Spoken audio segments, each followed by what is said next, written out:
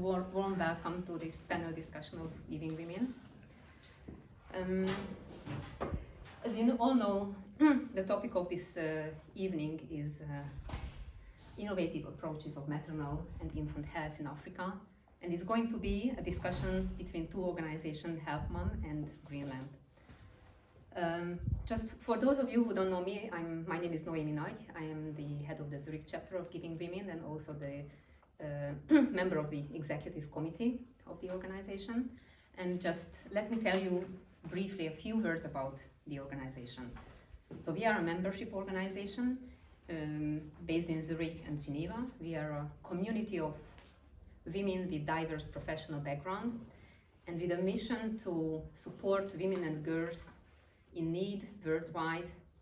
And the way we follow our mission is kind of special because we don't provide financial support, but we provide our knowledge, our experiences, and our network to support organizations and also projects on the field. So this is the core of our activity, and besides this core activity, we also organize educational workshops for our members in order to increase the knowledge, to strengthen the knowledge and be more efficient philanthropists. And finally, the third pillar of our activities is that we organize events, panel discussions, and even film screenings to raise awareness about topics that women and girls face around the world. We try to focus on the most pressing, the most burning issues, the most underdeveloped areas of the continent, actually the whole globe. Tonight is one of the events of this awareness-raising series, and as I mentioned, we are going to talk about innovative approaches of maternal and infant health, and we are very pleased to have here the representative of two organizations, HelpMum and GreenLamp. So welcome, and we are really privileged to have you here. Corinne Namblard, she is the board member of HelpMum, and Christina Blecher, the founder of GreenLamp, and Joanna. I'm sorry. That's okay. Joanna, she's the president of yeah, I've taken over from Christina so the last year. Of GreenLamp. So the purpose of this event is really to talk about these organizations, to show how the different approaches, the different programming approach, the fundraising structure, the different organizational structure, the different use of the technology can lead to successful and impactful activities of the organizations. And we also would like to discuss how they impact the communities where they are active, how they empower the women that they work together, how they influence the culture of the region that they are working. And at this point, I would like to give it over to Marie-Noël Jeschke, who is going to moderate the panel discussion. And maybe just one final note that we, with Giving Women, really would like to serve as a platform to bring together different partners, different stakeholders, different organizations to discuss, share the knowledge, experiences, and even facilitate the partnership, the collaboration between the stakeholders.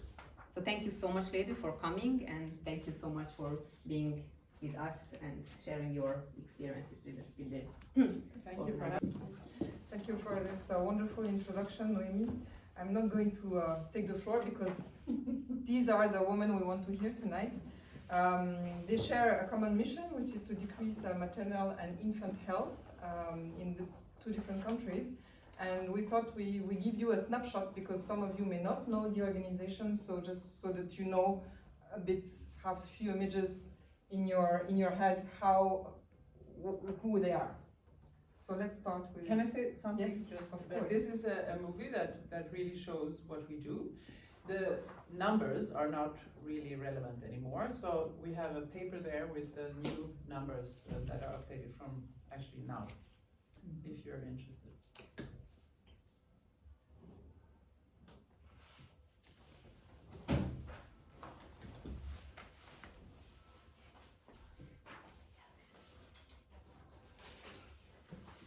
More sound again. Sorry. Can I do something? No, I think it's just Due to the lack of qualified midwives and access to power and light in rural villages, there is a high level of traumatic birth injuries, for example, fistulas and deaths. In Ethiopia, the maternal mortality ratio is 353 out of 100,000 live births, versus 5 out of 100,000 in Switzerland. Since 2012, GreenLamp has been a leader for change, which has reached over 1 million women and has touched the lives of 5 million people in rural Ethiopian communities. We're passionate about making an impact on a personal level. By investing in a midwife, we invest in her as a human being, thus changing her life completely. By investing in her education, she is empowered as a woman, becomes a leader in her community, and develops as a knowledgeable, compassionate caregiver. We provide sustainable, clean technology to promote human dignity in rural delivery wards. Our Solar Suitcase initiative ensures surgical right for a safe birthing environment and the prevention of traumatic birth injuries and deaths. It also encourages women to come to the health centre for antenatal and postnatal care and family planning. We're excited about the holistic impact of our strategic philanthropy approach. Education, technology and health are having a ripple effect on entire rural communities, empowering female community leadership to secure social and economic growth. Since our inception, our impact has been significant, with over 200 solar suitcases deployed in rural health centres, 16 women sponsored to complete BSc university programmes in midwifery, with 4 graduates and 12 in training. An increase of 65% in safe deliveries. A 70% rise in families bringing newborns for antenatal and postnatal checkups, an important step to decrease infant mortality. The supply of birthing dogs for classroom training, and interpersonal skills and leadership workshops. With your support, we want to continue to help end intergenerational cycles of poverty by empowering young women. We strive to develop partnerships who can help us increase the magnitude and pace of our impact on families, communities and countries. Your support matters.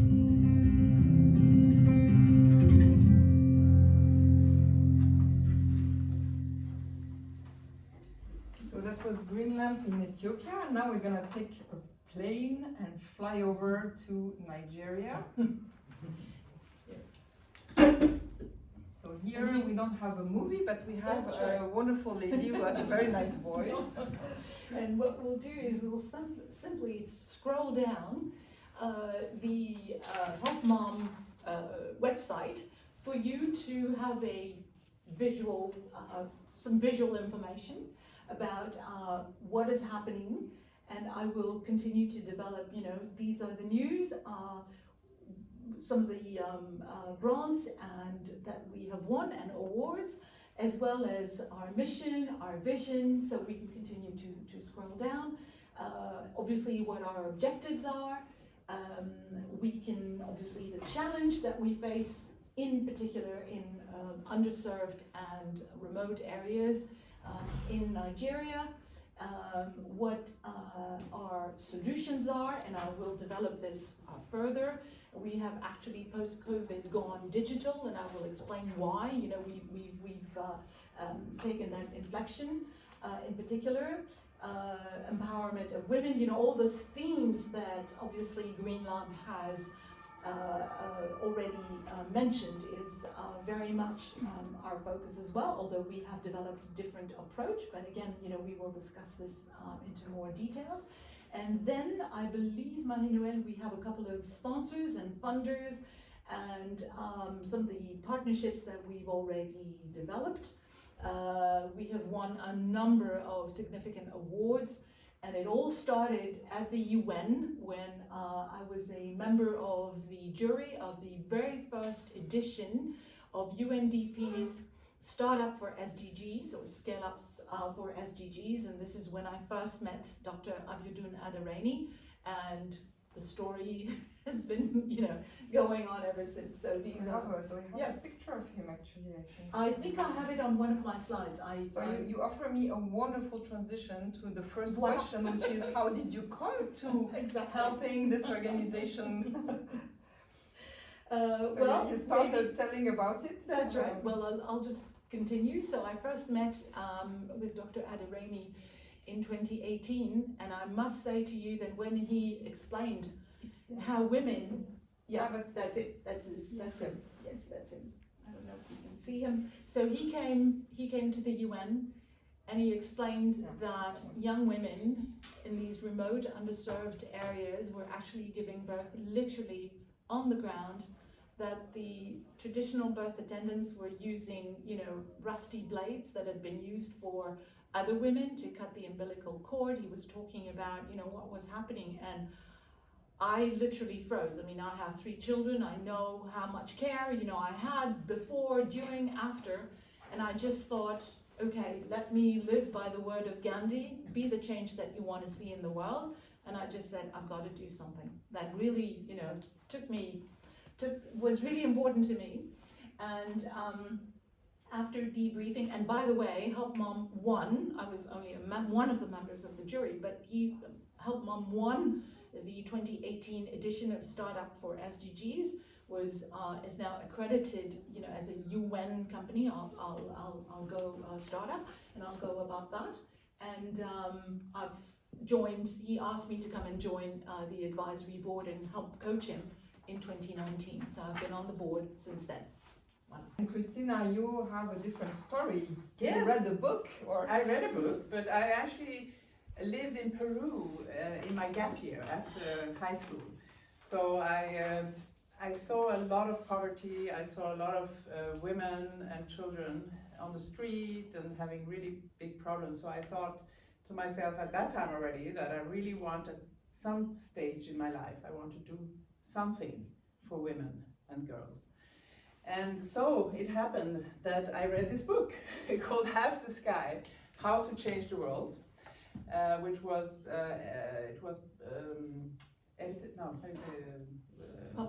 published in 2009 by Nicholas Kristof and his wife.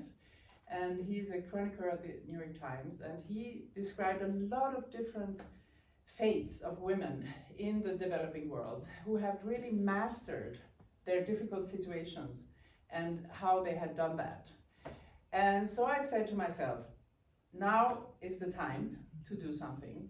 So I have a group of, I'm Swedish originally, I moved to Switzerland 1991, and so I have a lot of Swedish friends, and we meet once a month, and we have a different things that we do. And so I ordered the book for them, and then we just started GreenLamp. That's how it went. And we said, okay, so what are we going to do now? And we had 2 from the health sector in this group, and we decided to combine health with education. And so that's why we said midwifery is what we want to do, because they can prevent exactly what we're talking about here and what we're working with, preventable birth traumatic injuries and deaths. So we really combine this to empower young women to be able to be leaders in their rural communities, because they're going to the colleges, but then they go back to their rural communities where they come from, where they have to work at least 4 years. And that's how we do it. And we also have 3 pillars. So learn, like, lead. And learn is the education of midwives. We have light, which is that when they go back to their rural health centers, we provide solar power for them. So we provide light, fridges, possibility to charge phones. We have a little, what is it called? Fetal Doppler. Yes, fetal Doppler. So they can listen to the heartbeat of their baby. So we really help them to have a better working environment. Because often, I mean, always, these health centers are provided by the government, but they have no infrastructure. I mean, they don't have any water, no electricity. So what we do is to help them be able to give better care to the mothers and the babies. And then, to just, Yeah, actually, sorry, I'm just. No, that's super interesting. Just because maybe we are not always. Yeah. You have the figures in your minds, but maybe just us, we need to sometimes step back and just think about. Those are huge countries, both Ethiopia and Nigeria, and you can see that the reality in terms of mortality rates and infant mortality rates are miles away from where we are in Switzerland. So actually, this is 2021 figures. I suppose when you started, it was probably double that number or even less, It's right? It was much it's more. gone down actually. It's really Yeah, It's it's down very amazing how well. quickly Yeah. it's going down. Yeah. So just to put some data in the background, and as you described, there is a lot of government will to help the situation, but the people mindset is not there yet. So there is a kind of clash between what the government wants to implement and the reality of the country, because the infrastructure is also not there, and the mentalities. The mentality, culture, the Yes. traditions. And I think it's the same in Nigeria. Maybe you can tell us a little bit I think, on the ground. Yes, common denominators, but what I thought was also interesting to flag, because it is one of the reasons why we've gone digital as well, is that the take-up of new technologies is extremely high. So I just want to share with you some numbers. First of all, I'd like to mention that Nigeria has the highest GDP of all African countries, right? And even though economically things have been a bit more difficult these past years, it is the growth is just impressive. We're talking about, as Marie-Noël said, 225, million people. That is 105 million women. Just want to add that life expectancy for women is 53 years, not more, 52 for men. And what I would like to add is that the fertility rate, the median, is 5.31 children per woman. So you double that by, even 50%, it's 50 million 5 times 5. You can imagine, how many children birth this means. And obviously the lack of infrastructure and some of the issues that are the challenges that we face. And then the other that I mentioned is the number of internet users and the take-up. I just want to say that in 2018 there were only 28% of users. In 2023 we have 44% of uptake, and it means that there are 108 million phones in hands. So that's why, we need to know this. And also another point of interest is that, there are a number of ocean cables going around Africa, Peace Cable, etc. The new to Africa, the number 2 Africa. The landing point is going to be in Lagos. And this is increasing the coverage, obviously, across Africa, but especially in Nigeria. Okay, so obviously there are moves to, from the rural underserved areas to cities with the problems that come along, but it's a really important feature in why we have decided to go digital as well. Okay. Okay, so I think so far for the country. Do you want to? So you started, Christina, explaining how are the 3 pillars of GreenLamp. Do you want to go a little bit more into detail and why? How did you come up with those 3 pillars? Yeah, that's it came with time. I mean, we have been a very organic organization. We all are volunteers and we work pro bono. And it's come like with ideas, and then we wash the ideas and say, is this possible? We speak always with our partners, with the midwives, and we try to be need oriented, right? So we try to look for the needs. We don't want to come there and tell this is what you should do. So we really look for what is needed. And so that's how it came up actually. The light, for instance, came up that way. And also the lead. So there's a big need to learn nonviolent communication. There's a big need for the midwives to get together after they have finished their education. So we have an alumni program that we started in 2018, and it's an amazing success. They love to come together. They need that because they live in rural areas, and they're often the only educated person in those villages or areas, and they really need this. They want to meet and hug each other even only, and really learn from each other, best practices. And we also give them training. I mean, we give them. They're now starting to organize these meetings themselves, and that's also the purpose. We want to help them to gain their voice and to take their lives in, action into their lives. And also what was critical, you mentioned, is the trust that they have to build with the... Yes, that's the other issue with the culture and the tradition, because of course, like in Nigeria, they have a lot of traditional birth attendants, and if you're used to, by generation after generation, to give birth at home, this is what you want to do.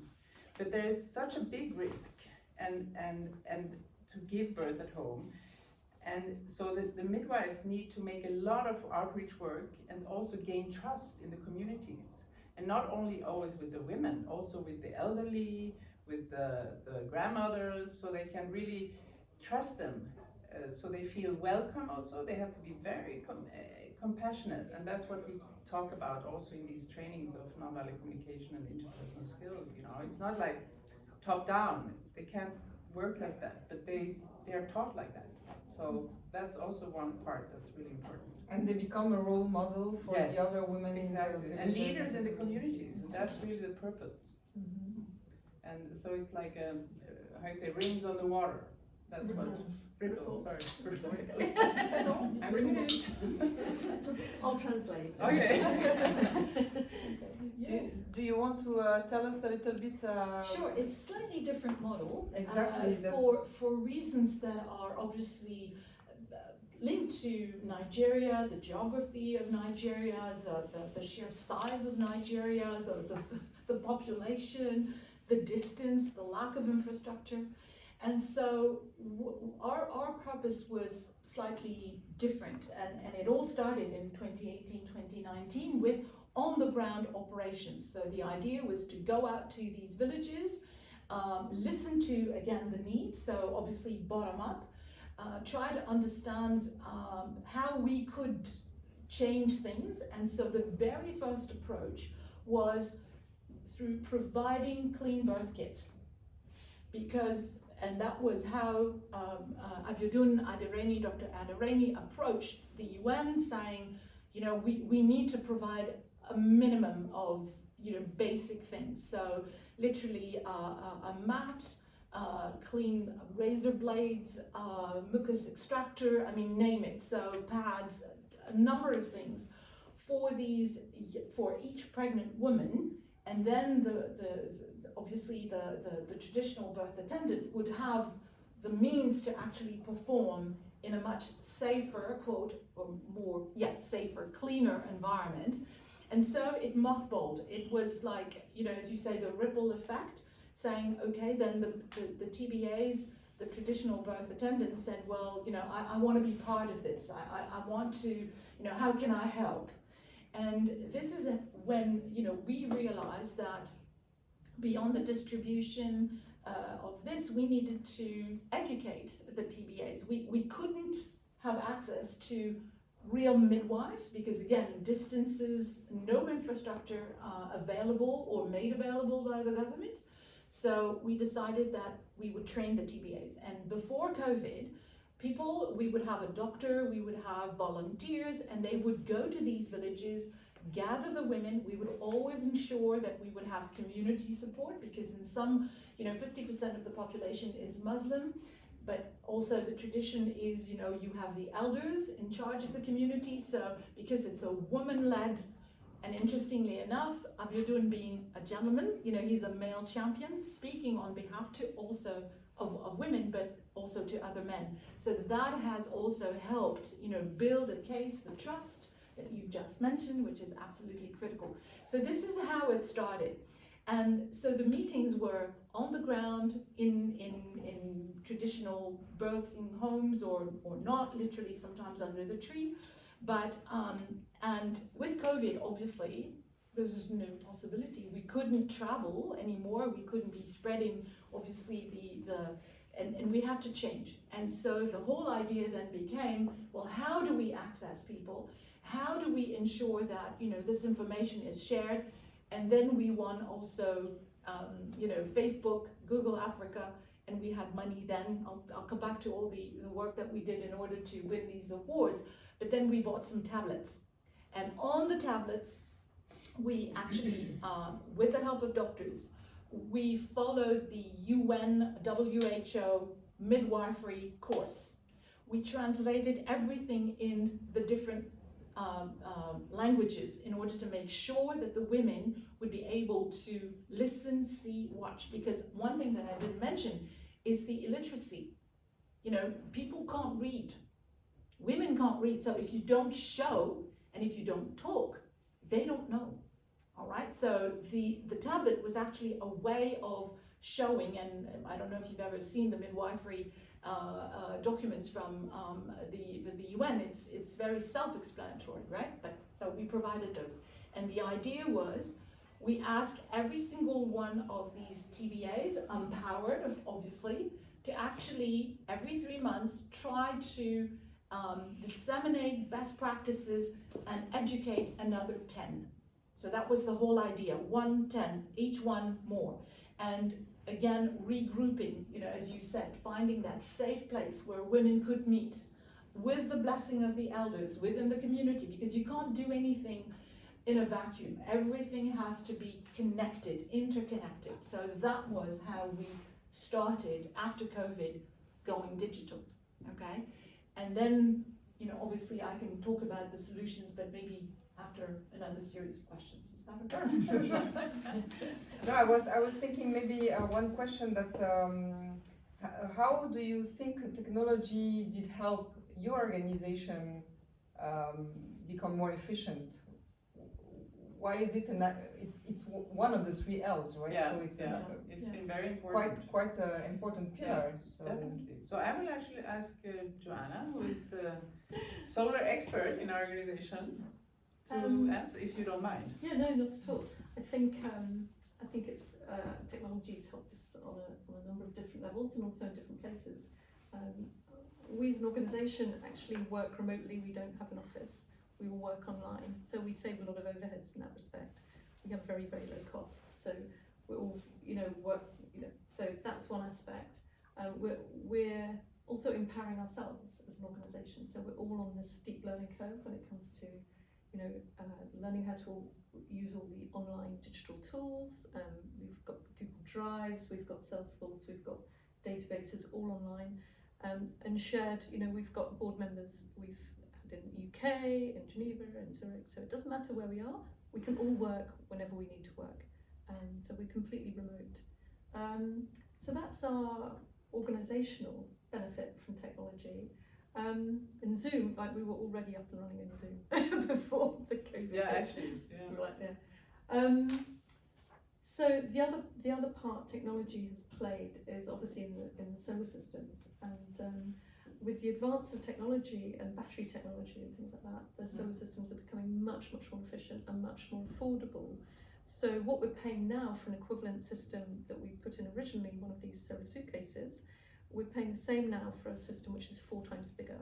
So, we're adapting and learning all the time how to create more efficient and cheaper and more efficient and bigger systems. We've just added digital connectivity to the systems as well, so each system can then be tracked and also have a connection, so that will make the maintenance easier. And one thing we probably haven't mentioned is that technology, whatever you have, needs maintenance. You can't just install it and walk away.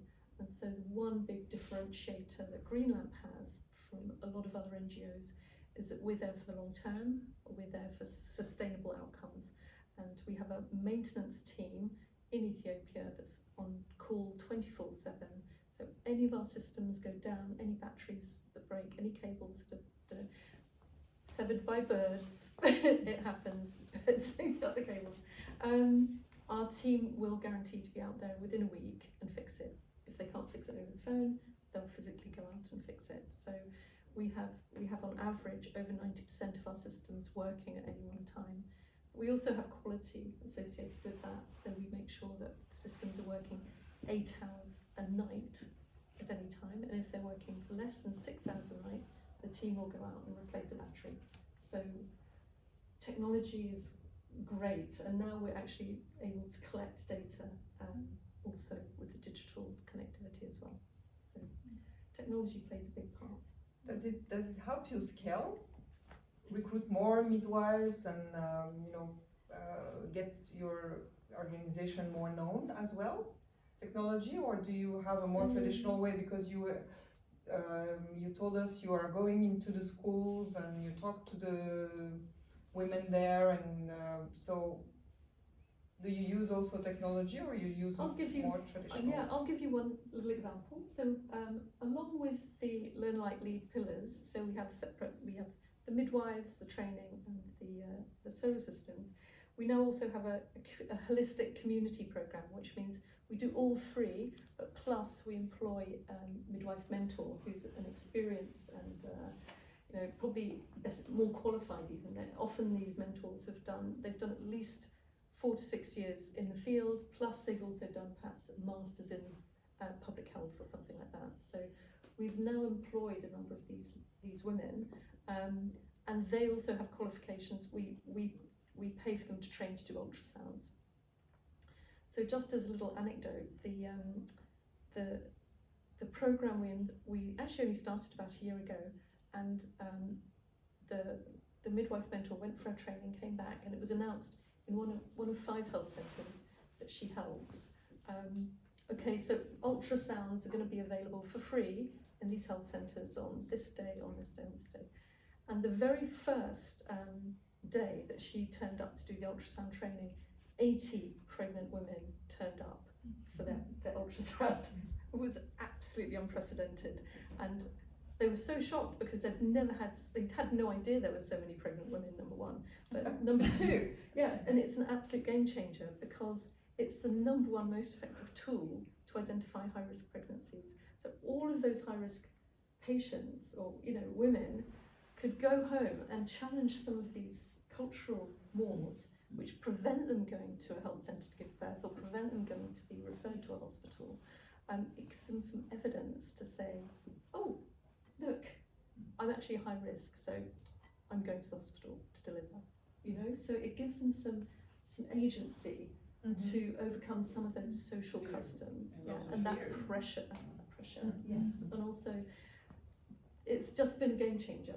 And anyway, so technology, my example actually was that most of the women do have mobile phones, and they've actually had to set up a scheduling system. So these 80 women couldn't all be scanned in one day. We could only do 25 a day. So they set up a scheduling system so they can share it on all of their phones, and so they all have an appointment. They know when they have to come back and have their scan. And so it's been an absolute game changer. Just a simple idea that we'll offer free ultrasounds, and it's been a massive success. And of course, light at night reduces mother maternal morbidity, and that's of course the base. Oh, that's the that's basic, why we give it. yeah. I wanted to mention it, just so we don't forget that. Yeah, the light obviously is a game Yeah, changer, and also solar-powered fridges. So that's another aspect. Fridges. Yeah, so Yeah, that's because I'm always thinking about technology in terms of the internet and connectivity, but of course the fridges is also a game changer. That's oxytocin in the delivery ward, which oxytocin has to be kept very, very stable, cold temperature in a cold chain. So traditionally it's kept with the vaccines locked away in the cupboard down the hall. Maybe oxytocin for the women who have not given birth yet. Just a 101. Yeah. It's a hormone that is given to help at the birth. Accelerate, but actually it's used to prevent bleeding. Prevent Yes, bleeding. as It's well. it's That's the most hemorrhaging. important. It's post-delivery hemorrhage, which is one of the top 10 Life-saving. killers. That's life-saving. And so oxytocin is the thing that's going to, prevent or stop the bleeding. And because it's very, very heat sensitive, so the minute you take it out of the cold chain, it starts to deteriorate, and so its effectiveness. Often these midwives, they'll have to find the guard. The woman's bleeding. In 5 minutes, she's dead. They have to go and find the guard. They have to unlock the cupboard. They have to search through the fridge to find the oxytocin. They have to run back in the dark and hopefully pump her full of enough oxytocin to help her. But often it's not effective because, if she takes the oxytocin out beforehand, by the time the woman's given birth, maybe 3 or 4 hours later, it's useless. And so the solar fridges have made a big difference as well. We installed this small solar fridge, big enough for 50 doses of oxytocin, and it sits in the delivery room, so the midwife has it right there. And so that's also a game changer technically. Without solar, that would have been impossible to provide. So use technology in many ways. Yeah. And a bit differently to HelpMum, but your model is very scalable thanks to technology. That's right, but also, what I'm hearing, and this is actually one of the messages, as Noemi was saying earlier, is the cross-fertilization of, the solutions that you've developed and the solutions that we have in place or are developing. So we started with telephones, simple telephones, not necessarily, top lines, but the whole idea was to use it as a vaccination tracking system, because remember, HelpMum is maternal death or preventing maternal mortality, but also infant mortality at birth and also after for with vaccination, because those vaccinations are really key. And so the vaccination tracker system it's an in-house development by HelpMum, and it was immediately proposed 2018 onwards. And the whole idea was, when visiting these women or future moms, and obviously at birth, having their contact details in order to keep informing them about when was the next visit or the next vaccination, and also providing a recorded message about why that particular vaccination was important for the health of the baby. Because if you just send a reminder to come, yes, sometimes they cannot, for a variety of reasons, and that's also one of the latest developments. But the vaccination tracking system has been a fantastic tool for us to keep in touch with the women, and we are trying to, and we were doing it at birth, but now obviously we're using the antenatal and the postnatal in order to keep track. So you will see the numbers are very, very impressive, but that was the beginning of it, okay? It was a tool for us to connect, record messages in indigenous languages for women to really understand, and also provide. So that is the impact. And you can see it's enormous. And the reason why we've gone digital, and again, be it for the education of the TBAs, it's just because we needed to go fast. I think the model that has been developed by GreenLamp is very thorough, obviously, focusing on midwives, but it's probably also linked or related to the infrastructure in place in Ethiopia, which is non-existent. For example, there is no government policy obliging women to go to health centers and or hospitals. So it's at home or within the birthing sort of homes that they have in certain communities, you see. So the tradition is very ingrained, and it's going to be very hard for us to go your route versus trying to train the TBAs and just expand and make sure that as many TBAs as possible hear about best practices, see the videos, hear the video. You see what I'm saying? We've decided to go that route, add on the, that's the educational level, add in the information level for women. And now, obviously we are developing, and I'll talk about AI research, but this is the impact. These are the numbers that are the latest numbers, and you can see it's happening. It really is happening. Now the latest, and if you go back to the previous page for me, please, Marie-Noël, is so we started with the clean birth kits. We've gone with, the e-learning tablets, as I mentioned. Then, we go with the vaccination tracking system. And what we've done the latest two developments, which are digital based, are the health cafes. This was when we won the Facebook award. With the money, we had proposed a particular program, and I said, well, we want a safe place, once again, you know, in a particular area where the TBAs, the community leaders, people can come, listen and participate, educate more women, make it attractive, as you said. And the whole idea is from that, so we renovated one home, and I have some pictures of before and after, and you have to see it to believe it. But the whole idea is to transform that safe place into a diagnosis center. And right now, for example, I'm discussing partnerships with a French startup that is doing digital it's called EcoPen, digital ultrasound. Okay, so the information would come, we would immediately know what to do with it, build a database, and what we have done is, with the tablets, we also have an immediate connection to a doctor. So if there is an emergency, they can get to a doctor 24/7 immediately to help, you know, diagnose, discuss, and act. And obviously we have a much better number of safer deliveries, of course, to show for. And the latest development around AI is obviously the HelpMum research around all the data that is being collected. So we have one in June last year in Vienna, because we had been working with Google AI for good, for social good. We won that challenge, and with that we are discussing with Google AI whether we go open source or not, and the kind of data that we are collecting.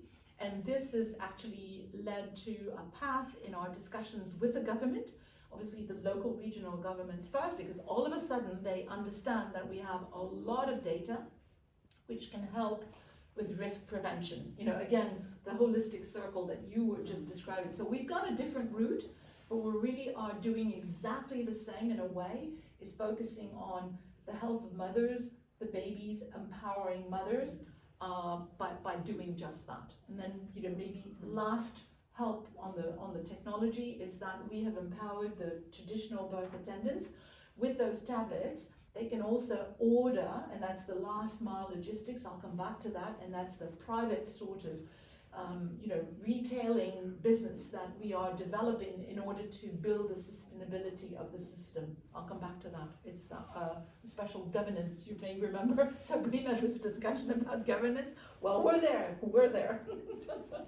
Made ways. So this is the digital part of our presentation. I would love to hear from GreenLamp what is where you stand in terms of impact, and where would you like to go further, and what are the obstacles that you're facing and the challenges. So maybe we just go back. Why don't we answer this together? So I'd like also to give Joanna the floor, because she will lead GreenLamp in the future. But I think that we can say that in these 11 years, we had our 10th anniversary. We've made some really great impact. We have 58 students that we have totally financed. We have their education, which is a Bachelor of Science in Midwifery, 4-year education.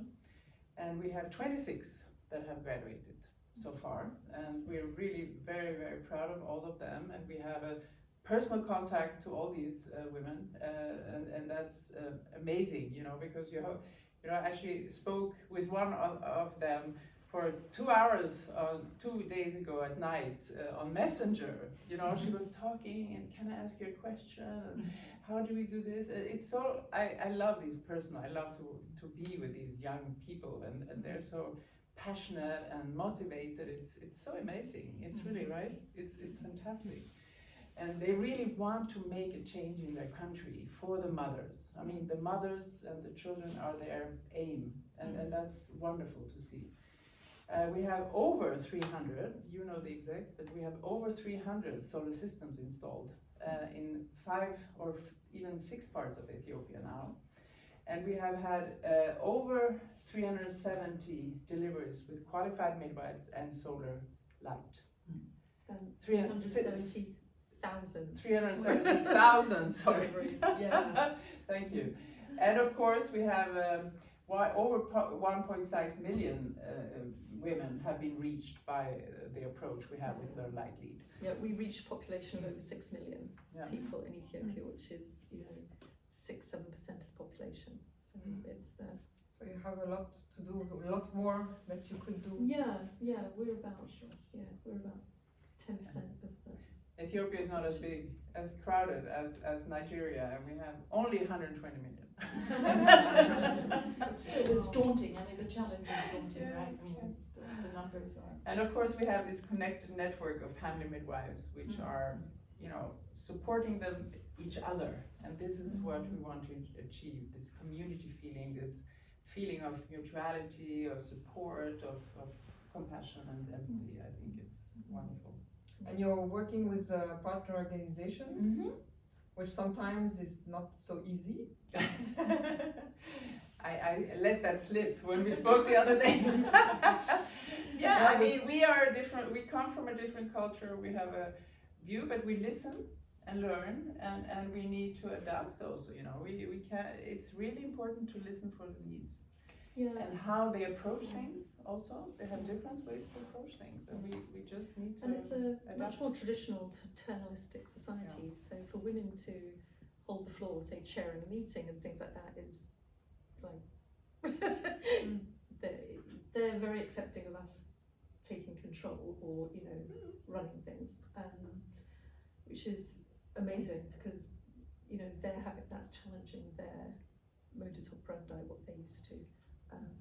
So I was going to say, your question was how are we going What to are the scale? challenges Yeah. also in growing a Future. project like this? I mean, what you have done already is amazing. Yeah. How do you want So- to go further? How Yeah, can so you the- go further? I think we're going to basically scale up exactly the same way. But we're very much into collaboration, and we always talk to people about working in partnership like this. We don't come in and tell them what they need. We come in and say, what do you need? Listen, let's go and visit some health centres. Let's figure it out together. And so we have a lot of roundtable discussions with all our partners. So we have solar experts and solar suppliers. We have the maternal health specialists in the hospital, Hamlin Fistula, for example, and also the midwifery colleges. We ask them, what do you need? Do you really need laptops, or do you really need ultrasound training equipment, or do you need, what is it exactly that you need? And we'll do our best to supply it. But in each health centre might have different needs as well. In some regions, they all have water, and they want the solar power is great. It's the last thing they need. They may not have fridges, or they may have fridges. UNICEF just recently installed vaccine fridges throughout in Ethiopia, and I think we're in a very privileged position that we work very closely with the Ministry of Health. So we have agreements with all regions on a ministry basis. So we have access to everything the Ministry of Health does. They respect us. We talk to them. We work in partnership with them. So in that respect, I think we can amplify our impact because we are part of the system, and we very much think in terms of systemics. So we look at the system. Where are the gaps? Where are the weaknesses? And we'll try our best to plug those. So we talked about the solar systems as plugging a gap for say 15 or 20 years until a lot of the electrification of the grid reaches these remote areas. But what's really been found, there was an EU report on it recently, is that they found that the health centres in remote regions will never be a viable location for the grid to extend to. So they will never be electrified. So actually our systems are the solution. And so that's why we're kind of gearing up our systems to be bigger and to address the needs of the entire health centre, not just the maternity ward. We started by just helping the midwife, giving her light, giving her power, charging facilities, but now we realise it's the whole health centre we need to reach. And partly, the midwives were getting a bit of pressure from the other health workers to basically share the light, to share the power, the mobile phone charging, things like that. And so, of course, a midwife doesn't have the agency that a health centre manager does. If he comes in and says, no, I'm charging my phone, kind of thing. Okay, so it puts a lot of pressure and a little bit of, you know, what's the word? The midwives, you know, they didn't always have the agency or the voice to object and to stand their ground. But so now, by discussing, by learning, by acknowledging the feedback from midwives, we realise, well, let's like the whole health centre and, you know, put other charging points in, and yeah. So that's we're developing as, you know, as we go forward and we get feedback, and we realise it's not just the midwife that we need to help. But yeah, so I think our model's very proven, this combination of a midwife, the solar, and you know, some basic equipment like the fridge, and depending on the health centre, perhaps the whole health centre, to provide light and powerful. But the next level up is the midwife mentor. So that's these holistic community programs, which are more focused in a smaller geographical area, and that's where we're seeing massive progress in terms of ultrasounds and things like that. We can see a huge impact there.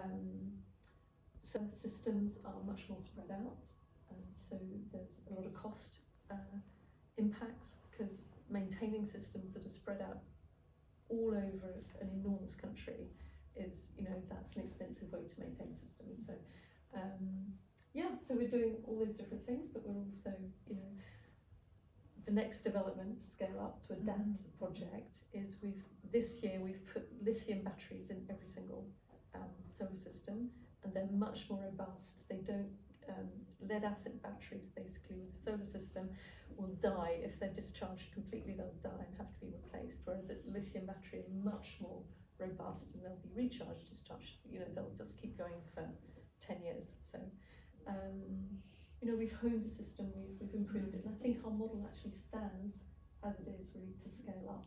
And it's quite amazing that you did all what you did, because in the end you're an organization that's Swiss. Now you have also a board in Sweden, but you seem to be really much on the ground. You constantly travel there. And do you want to describe a little bit your organization, because I think it's also very key for the next topic, which is fundraising. Where do you find the support and the means to your action?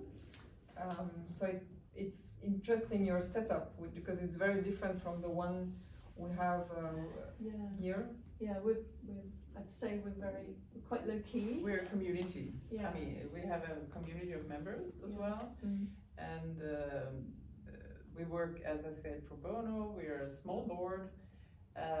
We try to make people engaged and have a lot of volunteers who work for us as well. But you have a team over there. No. We have one person over there. You have one person over One there. person. Yeah, but we work with partners. And that's how we work. Yeah. And working with partners involves a lot of collaboration, and collaborating with partners in a foreign country with a different culture is a big challenge in itself. So we have very detailed discussions. We sign MOUs. So MOUs are the standard contract in Africa and the third world, or developing world. But it's extremely important to set expectations, to be very clear about what the roles and responsibilities are of each party, and what the outcomes are, and reporting.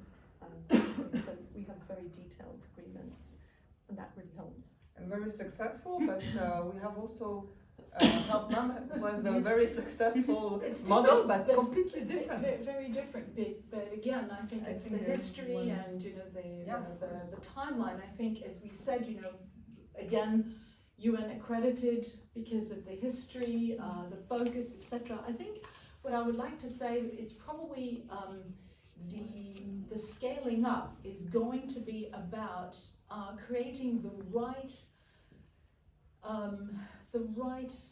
level of interaction with the government. The government has its own, you know, it's a federal state, so the regions are, you know, the various states are very independent. So Dr. Abiodun Adereni really focused on, you know, Oyo State, where they are based, to start building a relationship. And the relationship is now much more is of interest, obviously, to the government because of the work that has been done, because of the education, because of the digital, so we're using it as a lever, to engage further, because as I said, there's no government policy on all of these matters. And right now, the HelpMum is writing a number of policies. We are also engaging with the big players like Gavi, for example. Obviously, clearly, I mean, they are part of the immunization, how can I say, force, force de frappe, in Africa. They have published something recently, a paper on HelpMum, so they're aware. And the awareness was actually something that we worked very hard on. Today, Abiodun Adereni is an advisor on youth matters for the World Bank. He is a UN grantee. We won Facebook, Google Africa Impact. I can name it. I mean, I have a whole list. If I can show Just you one step back. his bio. In fact, it's a purely Nigerian team, Exactly. and they have you as a board member. That's right. And with- yet another lady has joined recently, and a very interesting background, because she is British Indian, but she has been the CEO of a local, very important foundation in Nigeria. So she knows Nigeria. She's based in India these days, but she knows Nigeria very well. And so the combination of our networks, her contacts at the level of the Nigerian government, Gavi, etc., is actually consolidating a very strong base of support that we provide, Abiodun. Because I'm a former CEO of a private equity fund, I know what investors want to see. So I've insisted, I said, look, all this is very nice, all the awards, all the things that we have done and worked on, because I tell you, we've worked on hundreds of applications, but we've raised already close to $1 million, dollars in different waves of funding, for the organization, and we're looking for another $1 million right now. But where I'm going is that Abiodun has kept his feet on the ground. He's been invited to speak at Harvard, Stanford University. He's, invited literally all over the place. But I've told him, and we share the view, that this awareness, raises the profile of HelpMum, and it helps us get to talk to people we want to go and talk to, i.e. the long-term sponsors that we need, because the sustainability, as you were saying, can only be ensured over the next 5-10 years if we raise enough money, if we raise the profile, and we do the right thing. Now, I'm going to share one of the challenges is that the applications that we are sent, because now we're obviously on the radar screen of a number of these big players, it's very finicky, because after COVID it was, what have you done for COVID? Now it's, what are you doing on financial services matters, and what are you doing on AI? And so there is always a buzzword, or a buzz focus in a given year, and it's amazing how we need to constantly shift the way we apply for funds. You see what I'm saying? So I've helped HelpMum build some kind of a database where we have all our numbers, our figures, and everything, and we can sort of adjust how we respond to these applications, because the name of the game changes constantly. So I just want to flag this, because it is really a challenge for the teams. The teams are, now there's a 10-12 member team. We have a budget for this on a yearly basis, but you can see how much of a, you have to constantly adapt to the changing times and the challenges that are being pushed forward to you, okay? But again, the sustainability long term is the fundraising and the relationship with the government and some of the big players, and that dual model that we are building, which is on one side the NGO foundation. So the top part is social enterprise with a public NGO private kind of activities, and I'll discuss it here. So I'm providing you a definition. It's a business model, enabling social, economic or environmental, objectives primarily but allowing also to trade to ensure the sustainability of your operations. So what we've done, Marino, and if you can just show the other one, is we have split the organization in a way, which is we have the NGO foundation, and when we talk to and we apply for, we have to be very careful about who's applying, who's doing what, okay? Because obviously people want to know where the money is, and so our reporting, Joanna, you were saying how reporting is important. We have impact reports, but we also have financial reporting. And whenever we report to the foundations that have provided the money, it's exacting, you know, to the number, and it's really our signature now, our reputation, you know, that is at stake. When we do something, we gain, we report, and that is also helping, obviously, put ourselves on the map. So the digital strategy is actually on both, you know, but the on-the-ground operation and what we call the last mile strategy is still, you know, sort of on both sides of the equation, because on one side we have empowered the TBAs, you know, with the opportunity to retail also the clean birth kits. You know, either we receive money from a foundation or from private individuals who say, I'm happy to buy 100 kits, and I want you to distribute these kits freely to the women who need it most in whichever region you are going to. But we also buy, and sometimes the TBAs participate in the you know, building of these, or the production of these birth kits. Then they have the right to sell them, and they have a fee for selling it.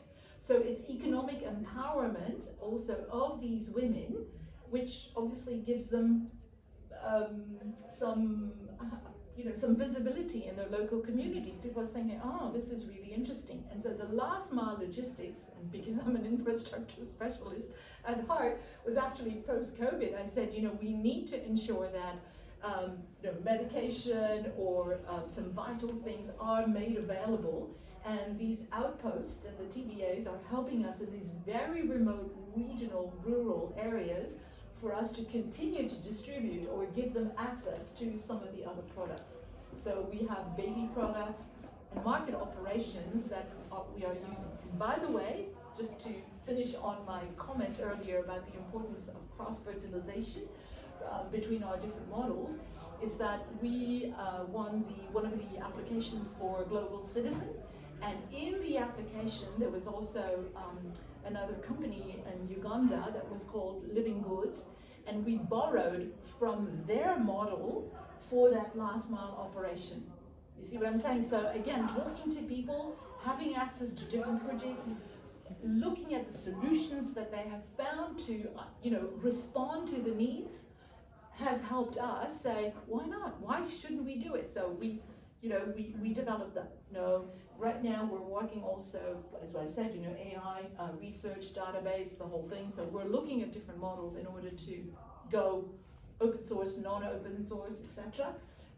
Anyway, so we happily borrow from other experiences, and I think that, you know, from the GreenLamp, I certainly believe in the solar suitcases. You know, we have worked with Li-Fi, not Wi-Fi, but Li-Fi through, you know, the electricity of lamps in order to allow, you know, access and recharging phones, etc., etc. But I think that in order, for example, to provide clean water, I think the solar would be absolutely key in allowing us, you know, to provide, as you say, those very critical sources, you know, for any of our outposts, shall we say.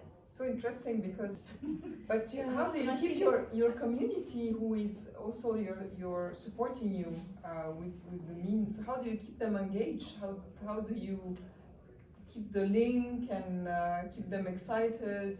Well, I think they have a passion for what we do, number one. You know, as mothers, we all have something in common. So we also we have events. So we will have maybe twice a year a lunch where we'll do a short presentation, update members on what we're doing and how we're doing it, what's new. And it's also an opportunity for like-minded women to sit together and discuss and really participate and meet project team members and members of GreenLamp. So the opportunity for us to meet the members and get ideas from them as well, to find out what they're interested in and what their concerns are. So we have these lunches normally about twice a year, and occasionally we'll have, about every other year we'll have maybe a party or gala or something like that. And that also engages with our sponsors, who are the high net worth individuals. Companies, right? You're Yeah. engaging And we more also and more have companies movie now. screenings as well, and Yeah. companies, Yeah. of course, Very sponsoring cool. our events Yeah. and also So partnerships. Yeah, and corporates will present, we identify a big number of corporates who are interested in maternal health from the ESG point of view, and they just directly pay for a whole project. So Wow.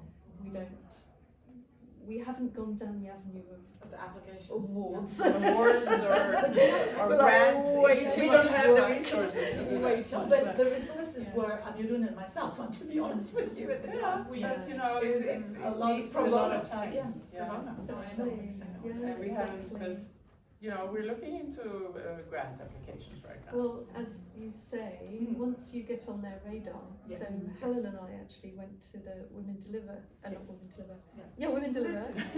I was like, giving Women Deliver. Where am I?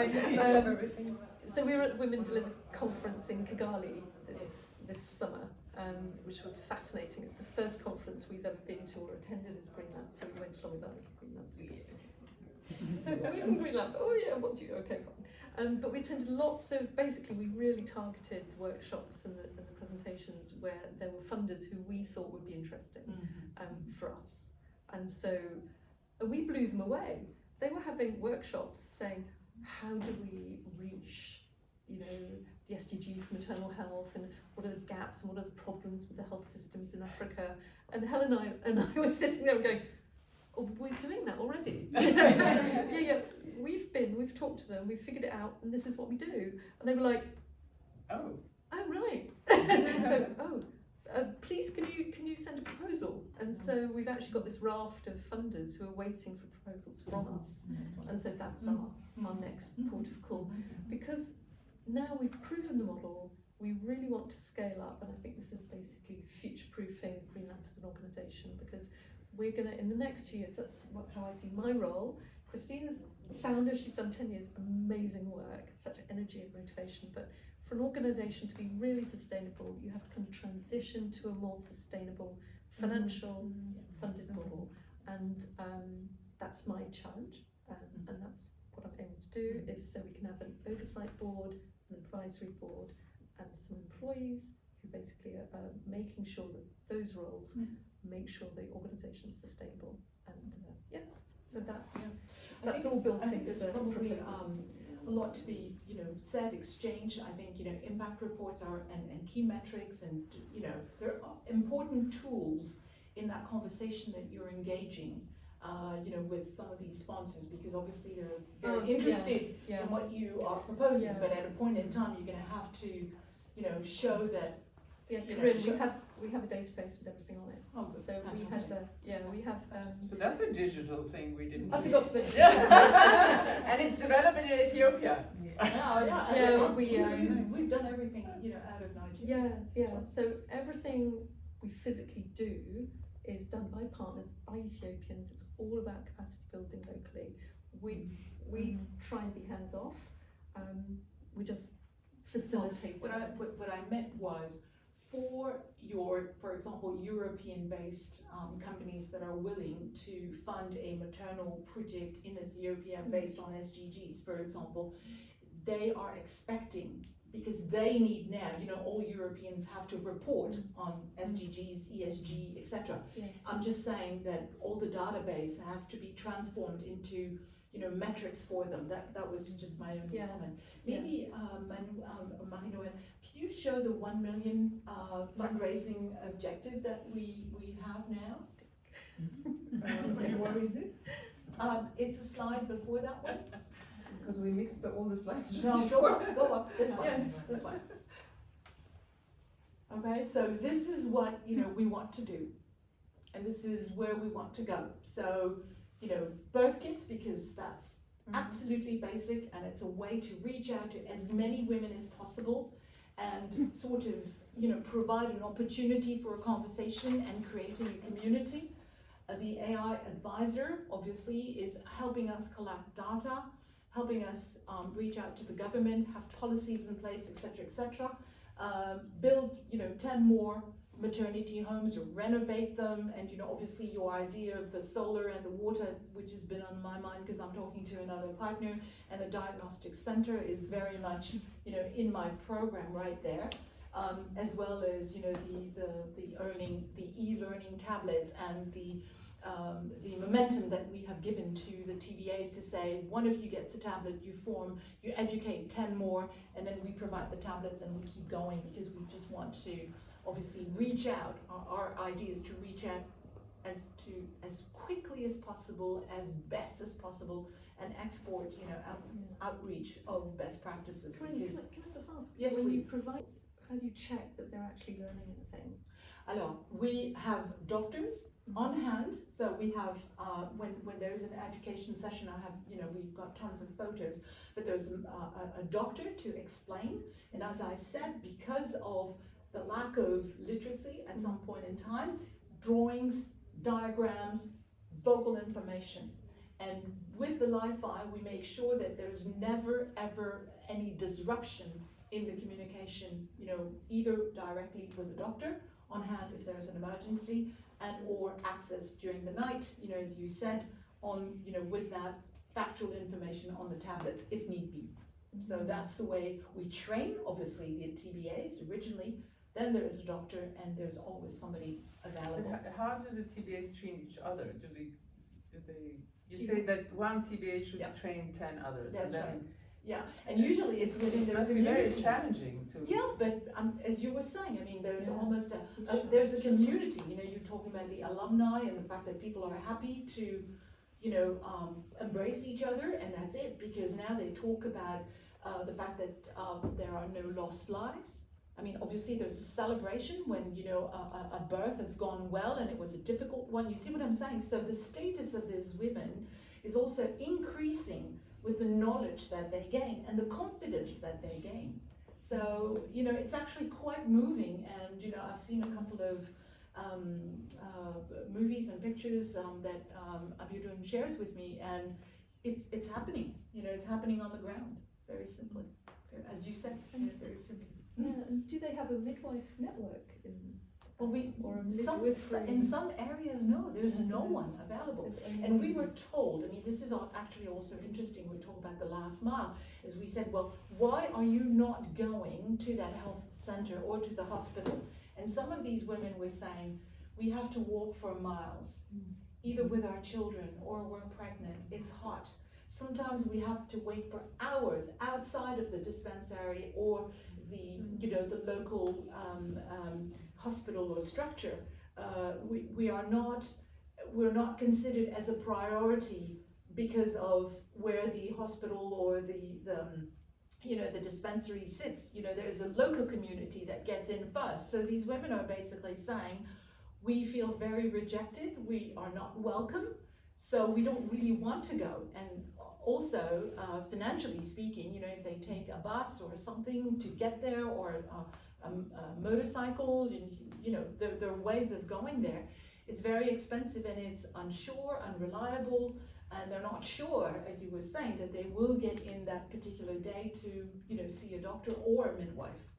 So it's the lack of infrastructure, literally, that creates this demand for more educated, you know, TBAs, traditional birth attendants. And that's the only response that we could find in Nigeria where we are working and deploying our... So I think we're actually in a very lucky situation, Yes, is that I the think so. Ethiopian Ministry of Health Yes. is comprehensive all the way down to health posts, Yes. which is like the really local Yeah. little communities. I And get that. we can work with. That's why our models are Yes. different. But Our models are very do you different. know the government policy in Nigeria? Sure. Do they have a policy of maternal So they health? haven't signed up to the. No, There are maternal- they must have a policy. yes, there is, of course, there are policies, but no obligation to go to a dispensary. yeah. No. So they're relying on the culture.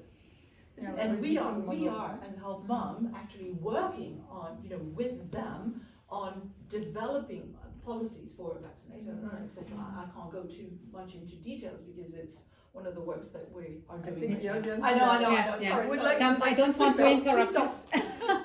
Really, I don't want to interrupt this Very discussion very because interesting it's conversation, exactly but going maybe- to the direction that the purpose of this whole That's it. event that and just would like to use your expression, this cross fertilization, because yes. this is what's happening right now. That Exactly. all the both the ideas from HelpMum and from GreenLamp, it's just Yes. so enriching, and I really hope that this is the foundation of a potential collaboration, or just learning from each other and making use of the knowledge that the other organization has. But I would like to open it also for the audience that please raise your questions. Wonderful. The general question, I think the last part of what you were talking about was about fundraising. Yes. And I'm a fundraiser, and we were talking about this a lot with our project, Resilient Women. It's one of our project circles in Giving Women. And just wondering, you know, part of their struggle is fundraising so that they can have permanent staff and not only have to rely on volunteers to run the programs. How long do you have paid staff? How long did it take you to get there?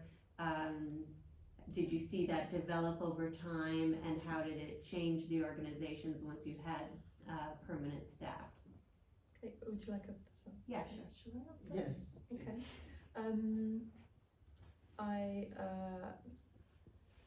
There's a sort of maturity curve with NGOs, and it goes with the founder-led organisations.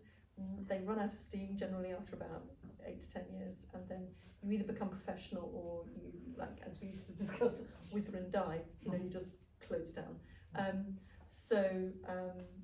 Basically, to start employing people is a transition, and it is a culture change, massive culture change, and it is a challenge.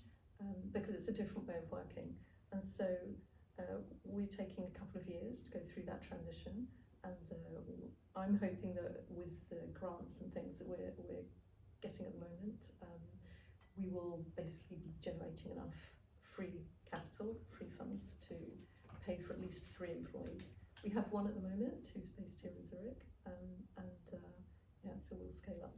That took us 9 years. Yeah.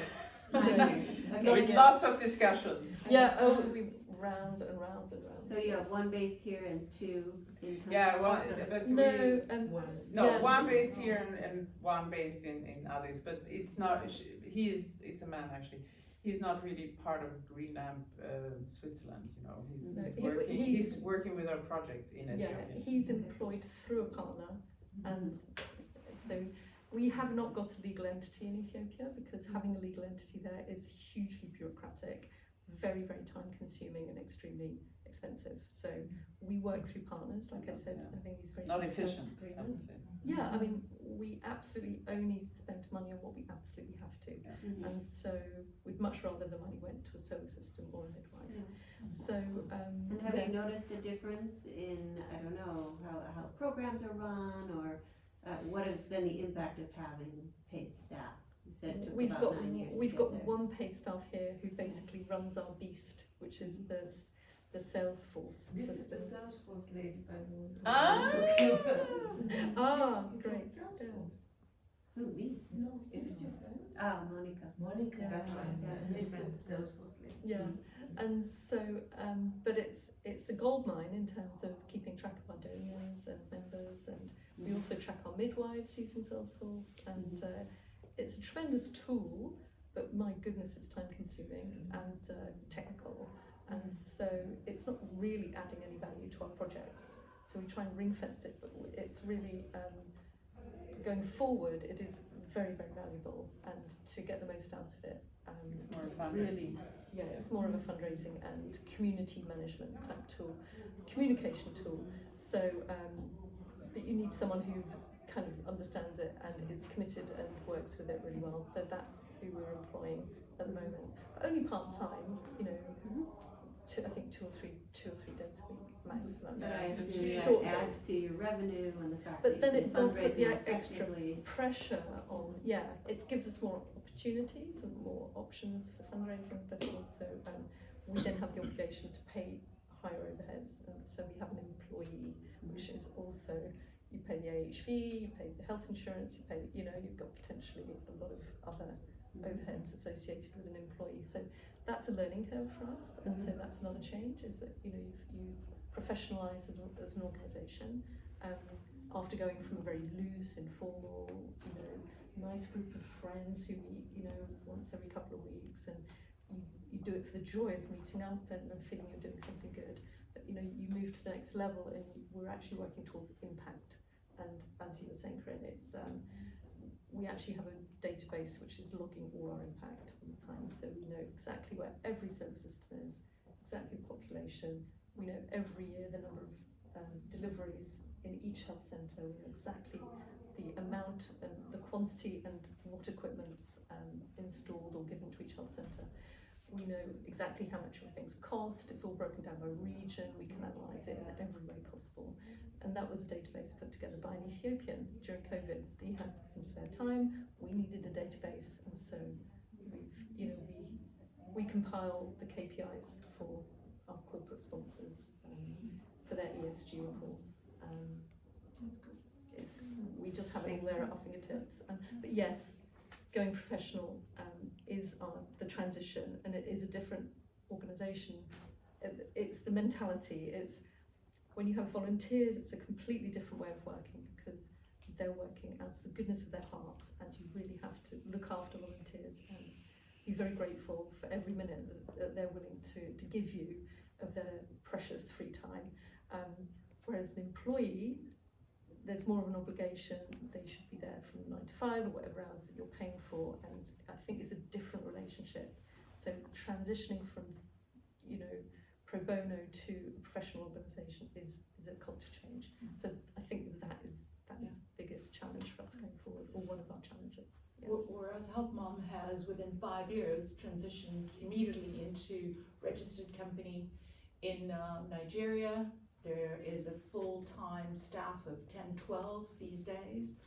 We've got budgets, but as I said, we designed a model where we were generating ourselves, funds to self-sustain, our model. So basically today, the retailing market and distribution of the business equals the amount of grants that we allocate on a given year, and we've got extra cash because obviously we are making sure that we have that for the coming years.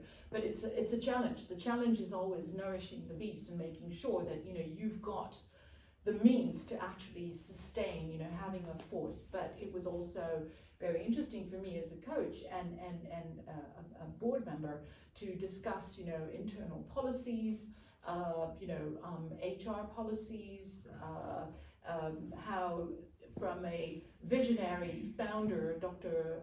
Abidun Adarani becomes a CEO, with all the responsibilities that go with it. As I said, the financial reporting, the impact, and the rest.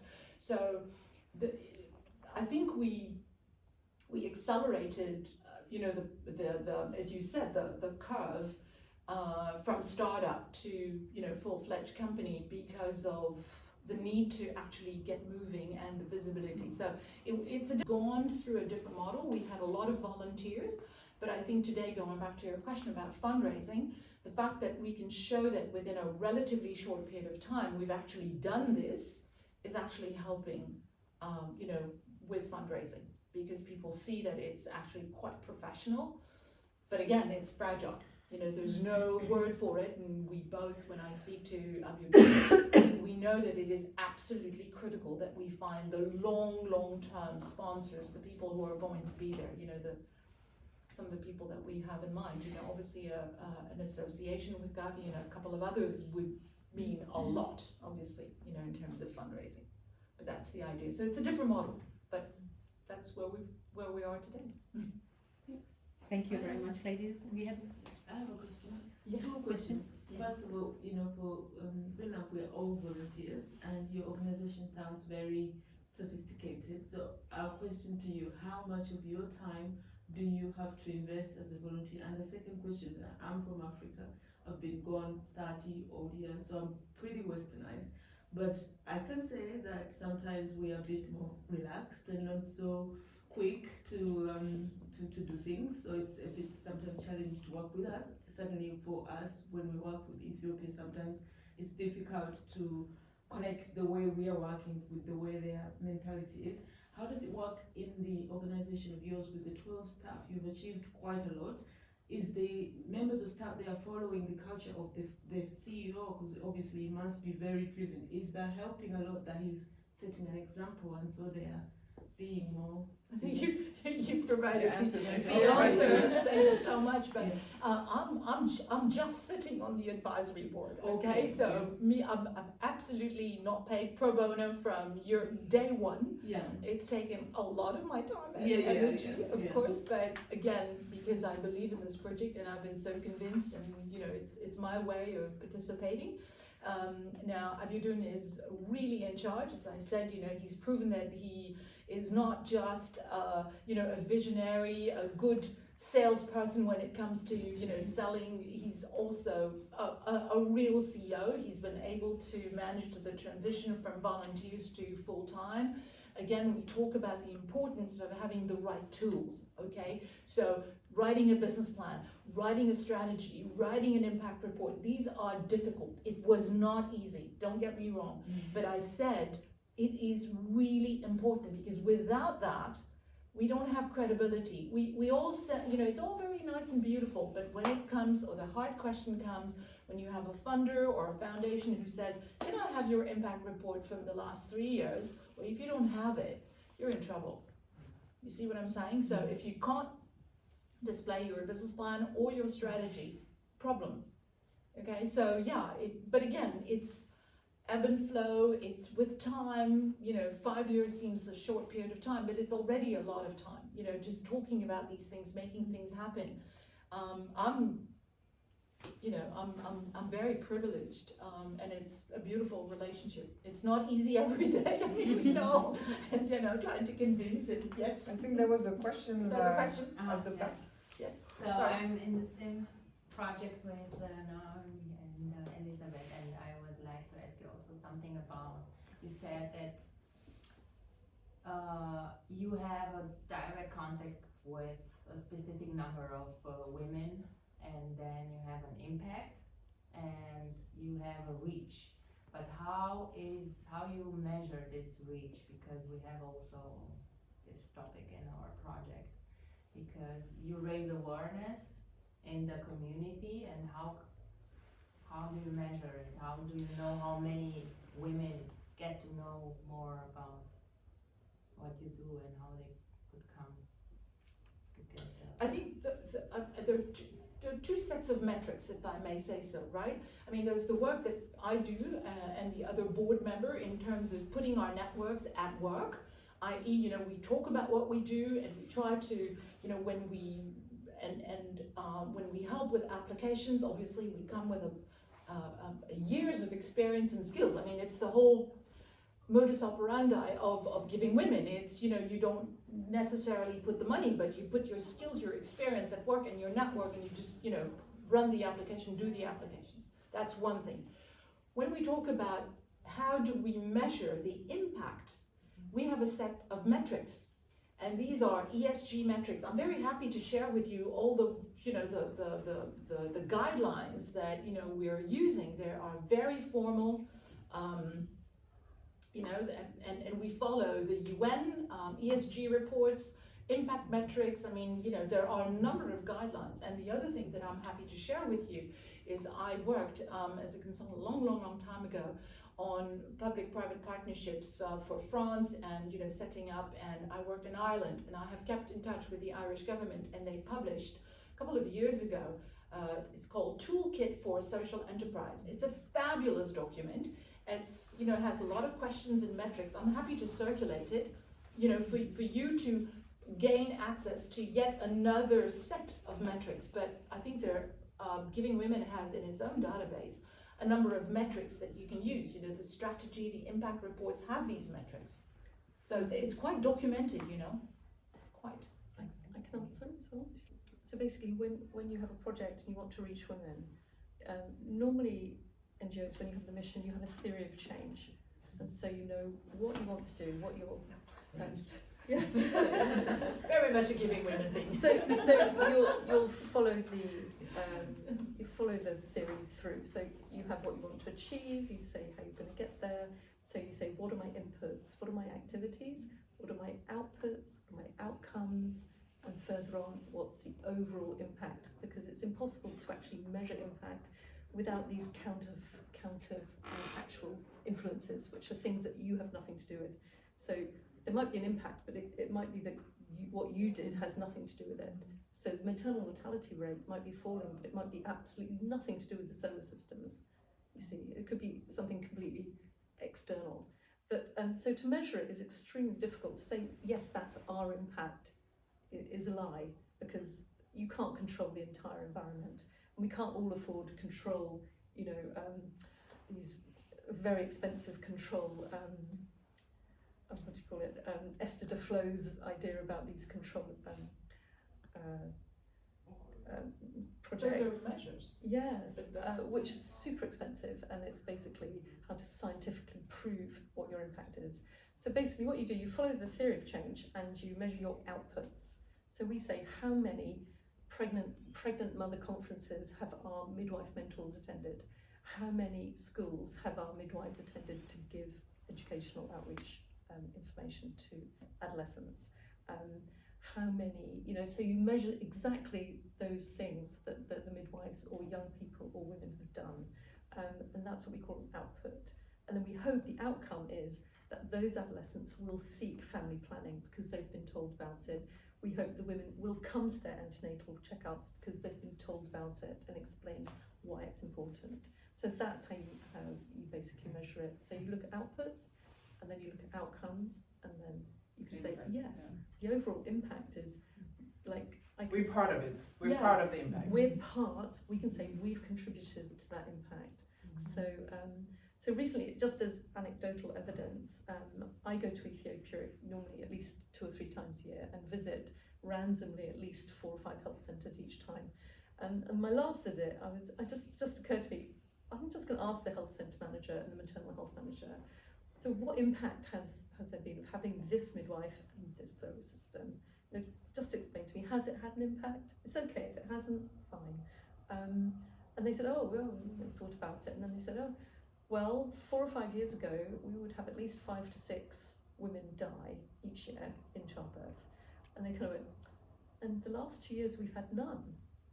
So yes, it's really had a good impact. And I can go away feeling very proud of what we've done, because I think, yes, we have had a direct impact with those investments. So. I would add that, obviously having digital tools and the tablets, there's a reporting. I mean, with the VTS, we know exactly how many women have been reached. We know exactly how many have taken their children for vaccination. The tablets allow the TBAs to actually report every single woman that they have met, helped, whether that was a natural birth, whether this, whether that. So the tools are actually helping us document. These numbers are not, just flimsy, or they are really documented numbers that we have via our digital tools. And I agree with you, Joanna. However, the general impact that we have on the communities is a lot more difficult to measure, but we are having an impact. I mean, the TBAs, the feedback that we get from people is helping us, believe that we are, yes, having an impact. But document, the numbers that I've put out there are real numbers. They really are. One other aspect is also, if you do want to report using the SGs, basically, really know your SDGs, Sustainable Development Goals, know them inside out, and know what those targets are within the SDGs, and then structure your activities so they feed into the SDGs directly. So, for example, one of the SDGs for SDG 3, good health and well-being, is how many births are attended by a qualified midwife. So we can directly feed in for one of our funders and say, SDG 3, target 3.1A is XYZ, bam, done. And so it's good to know the SDGs inside out, because they love to report SDGs in their environmental, social, and governance. Thank you so Thank much. you. Yeah, we want to continue at the bar. But Yeah. there is the water and the orange juice and the And some wine. Yes, there is one bottle. Okay, Because I probably start very thirsty. Go. I realize Yes, you don't have water. Oh my God. Please go Yeah. ahead. I mean, if I understand right, I mean, you're part of the infrastructure building of a healthcare system. So that takes much longer. So you're filling gaps where people have not been. You are building with the solar cells that they have infrastructure physical, so that they get the light, and you invest in people to have the missing people in the healthcare system which are not have been there. Yes. You are more using the existing structure. You're not building the structure, That's right. you're selling through services or products which are needed for the same beneficiaries than you have, but it's different. I think you both are very complementary. And I think you have done a really great job in these last 11 years, because now you have your proof of concept. Right, yes. And I think this is your starting point. You are a private equity person, so you would know now they can go for expansion plan. Totally. No, so, I mean, this is what you have your data and everything. My question is now, is this maybe a because you're only in Ethiopia? Yeah. If somebody knows other surrounding countries, is this replicable? It depends on the structure of the Ministry of Health, Mhm. the federal Mhm. commitment to maternal and child health, if they've signed up to the Yeah. UN Charter, which says they Mhm. provide free care for mothers and Mhm. children. Yeah. So it does depend, but I think most of Africa has a similar system, has this system of regional primary Mhm. hospitals, and then health centres and health Mhm. posts. So it would be scalable. So and you could be also replicable. a role model for others to enter Yeah. into other countries Yeah. to replicate it. Yeah, we've been asked if we would work in Mhm. other countries as well, but at the moment we don't have the partnerships in Yes. place.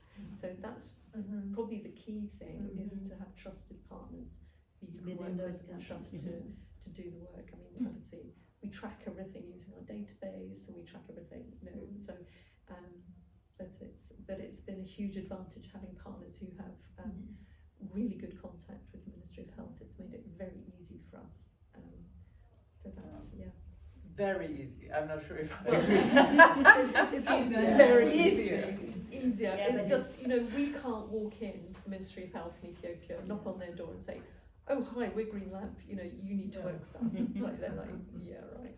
But I think that's key for such a project. If you cannot work with the Ministry of Health, Yeah. then you... That's true. And this is, I think, where your approach comes in, actually, is working from the top down. I think we've worked from the bottom up, Mhm. and you're kind of working from the top down, aren't you? Sort of much I more. would say the contrary. You have gone top down with the ministry. Okay. No. Yes, but we work on the Agree coal to face. disagree. Do you see what I mean? We work on the coal face. So Yeah, we but don't. we're really grassroots. I mean, you can't. It's really bottom up and actually bringing proof that by doing this you can create a momentum which has caught the attention of the ministry. I mean, honestly, that's how this is developed. Yeah. Really. But it's so interesting that the same problem raises two Yeah. completely different solutions. And Yeah. solutions, yeah. Very inspiring. I mean, Yes. I'm sure you're all here in the room as excited and inspired as I am. And there has been some cross-fertilization, so I Yes, think we have all achieved. Definitely. And I suggest we just move on the discussion with something to drink, because I feel very bad about you talking so much. You And too. You too. I had a glass here, but I didn't dare to drink because I was seeing